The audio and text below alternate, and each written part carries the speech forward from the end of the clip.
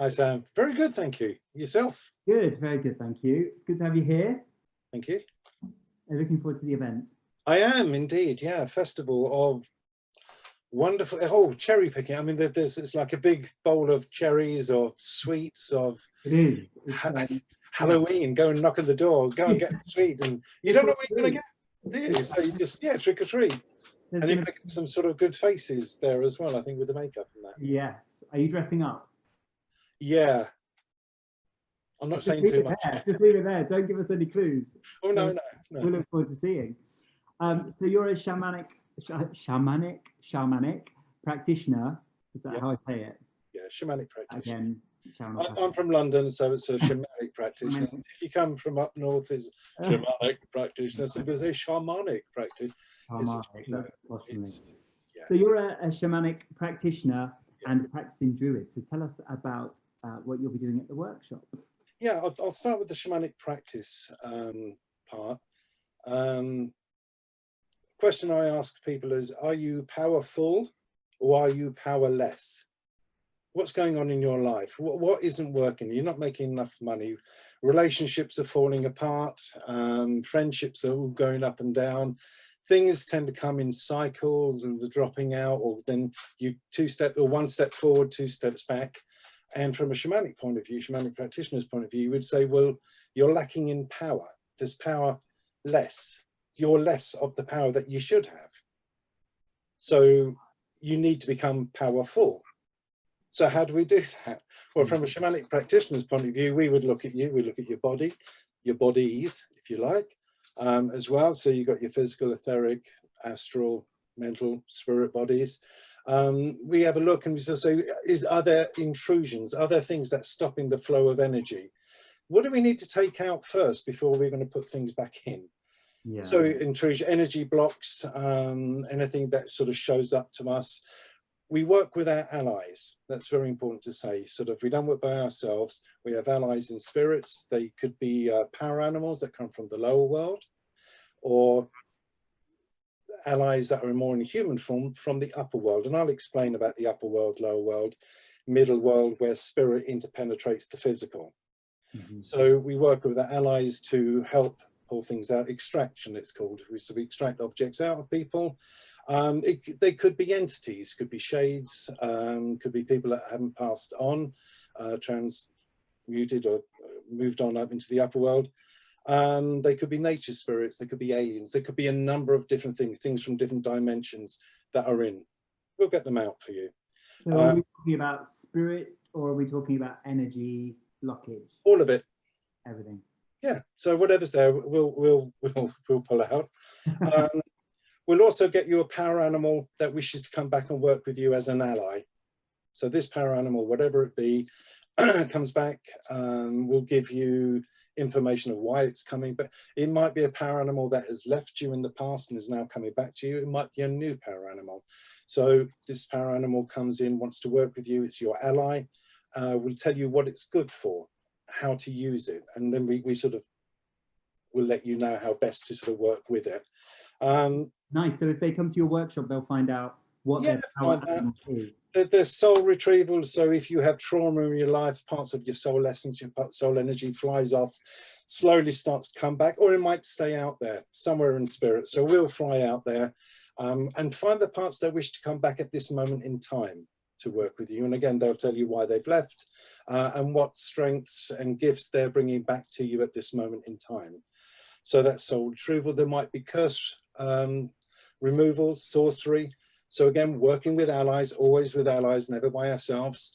We will go back to where the curse or curses were originated. So it might be this lifetime, it might be back in the ancestors. So you have to go back down the ancestral lines, mother's line or father's line. But Middle Ages, prehistoric times, whenever these things were uttered, energy follows thought. Be careful with what you think, be careful with what you say and how you're saying it and where you're pointing it, please. So how would we know that we're in need of your services? Would it be a physical blockage, or would it be having negative thoughts, as you're saying, and actually going, oh, why am I having these negative thoughts? I need to clear that. How would we know that? Powerful or are you powerless? what's going on in your life? Are you moving forward in your life? Out in cultures around the world, more tribal cultures, where the true shamans are within their communities, and that's why they will be called shamans by their community, and that's why we're called shamanic practitioners, because we've been trained in the West. There's a slight difference there. Once we're here, I'm in England, I'm doing my shamanic practitioner work, but at the same time, we had shamans back in our day in England.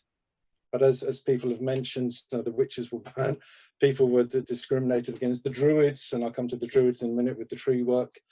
They were wiped out by the Romans. So in this, and then Christianity came here, which squashed everything flat. And then it's been a slow rebirth now through paganism, through lots of different, all the different things that we're going to see in the festival are re-emerging, because it's time now to remember, take responsibility for yourself. So in answer to your question, take responsibility for yourself. If you don't know what to do, ask someone who knows what they're doing. Right. Shop around, don't just go, oh look, in a book, there's Tom Marty, he's a shamanic practitioner, talk to me. Yeah. I might not be the right person for you.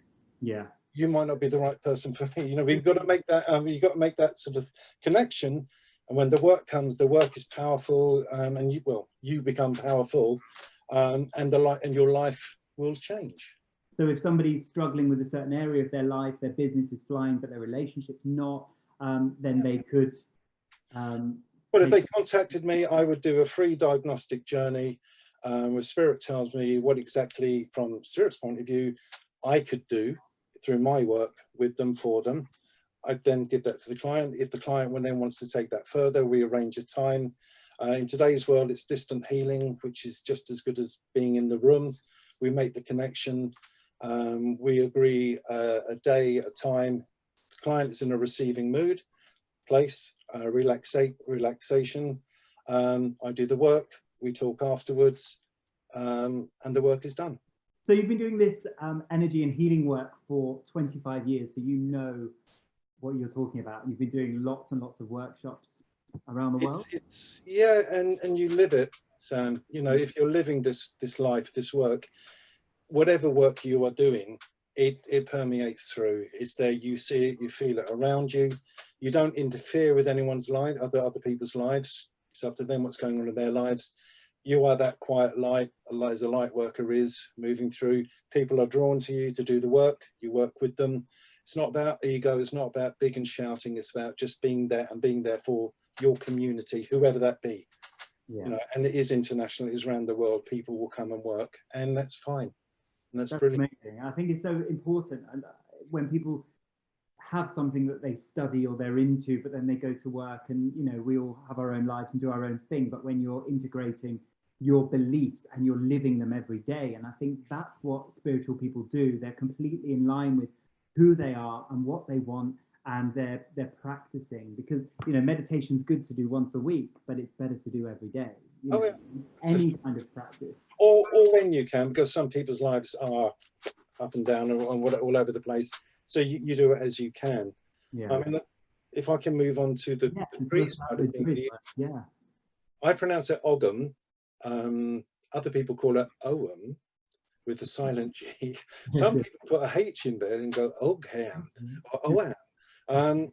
It is what it is. It comes from the ancient Irish alphabet, the Ogham trees, and it's only when you take it back to the Druid connection, where each letter of the alphabet is connected to a tree, and each tree is a bank of energy. It's a medicine chest of beautiful, wonderful energy that has deities attached to it. There's a spirit. Everything has a spirit in shamanic terms. Everything, buildings, as well as obviously people around us. Every single thing is imbibed with spirit.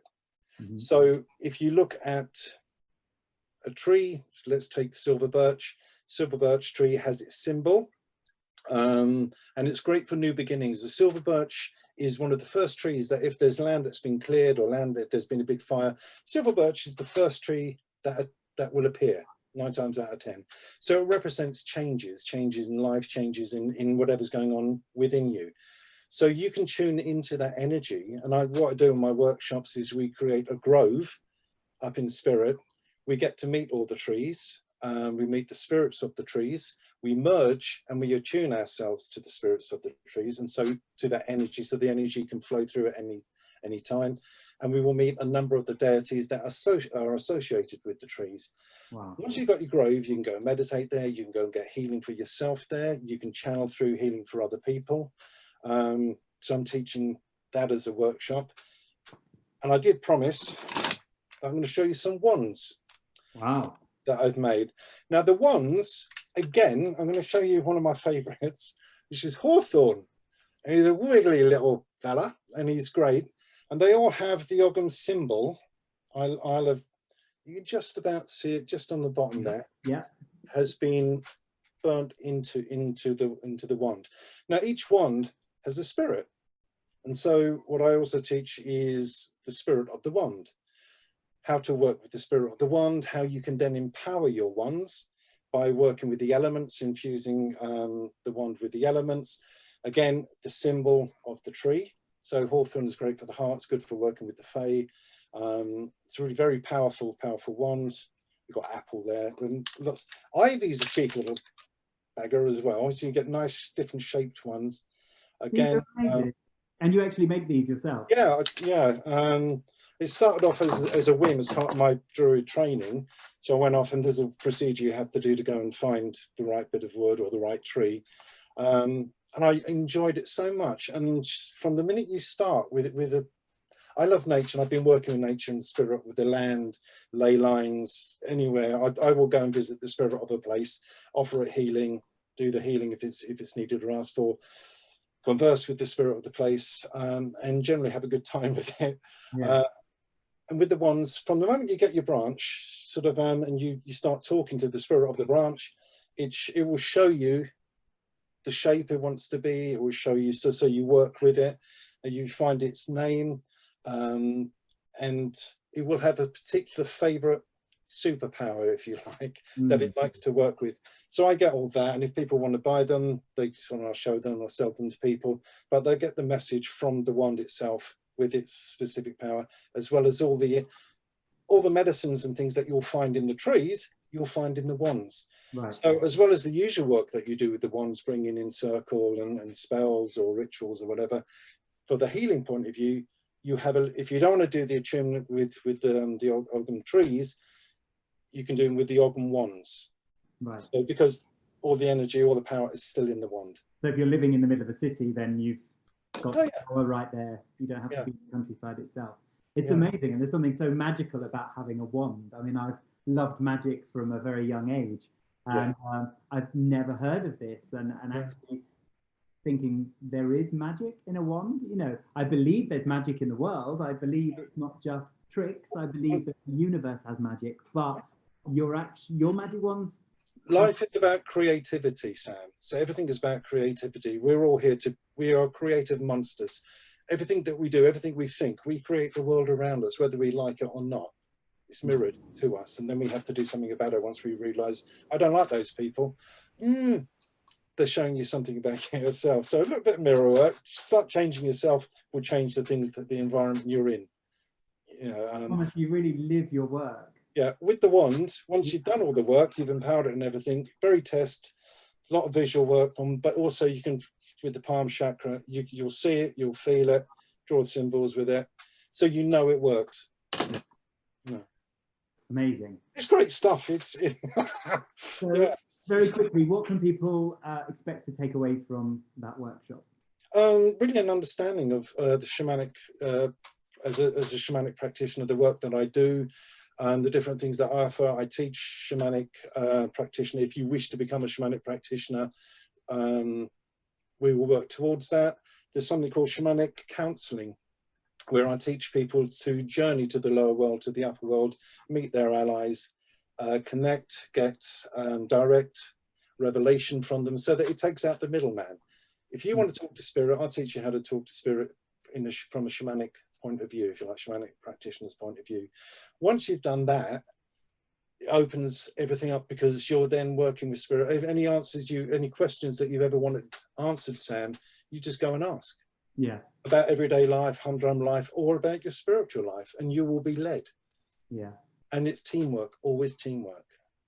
And you team up with spirit, as I read in your biography. The allies come in. Oh yeah, I've 2 books I've written. The one is on Ogham tree healing. It's going to be called, or is called, The Beginner's Book of Ogham Healing, or Ogham Healing, and that's going to come out around December time. And then because of this festival, I was working on something anyway, but I've created a book called The Spirit of the Wand. And that's going to be coming out around December time as well. So there's the workshops, training in whatever people want to train in, and about the healing trees, the Ogham tree healing. I teach workshops in that, or just if people want healing.